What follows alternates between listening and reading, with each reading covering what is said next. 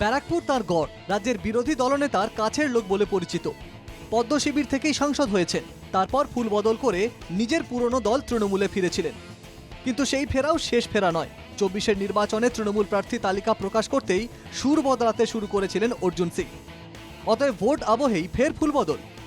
ঘাস ছেড়ে পদ্মে ফিরেছেন অর্জুন, পেয়েছেন টিকিটও। তার বিপরীতে এখন বন্ধু পার্থ ভৌমিক।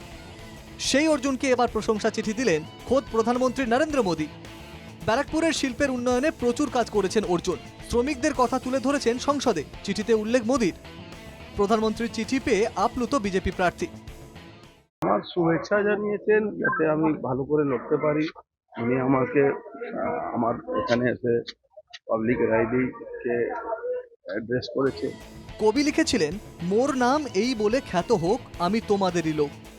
মোদীর বর্ণনায় অর্জুন সেই ঘরের ছেলে, কিন্তু ব্যারাকপুরের দেওয়ালে দেওয়ালে তার ব্যঙ্গচিত্র।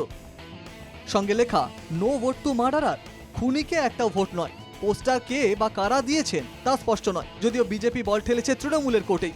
অভিযোগ অস্বীকার করেছে Trinamool. Arjun is a psycho কিলার, যে 6 মাস 1 বছর পর পর কাউকে না কাউকে খুন করাতো। এই তো ফার্স্ট টাইম ধরা পড়লো। এবার একের পর এক পাতা খুলবে আর এরা জেলে যাবে। যদিও খোদ অর্জুন বলছেন তিনি সবটাই উপভোগ করছেন। আমি সবটাই এনজয় করি। তো যাদেরকে সিপিএম জামানায় বাঁচিয়ে তৃণমূল করালাম, তারাও একদম শপথ নিয়ে নিয়েছে কি এবার আর তৃণমূলকে এখানে আনতে দেওয়া। ব্যারাকপুরে কান পাতলে শোনা যায় অর্জুন সেখানকার রবিনহুড।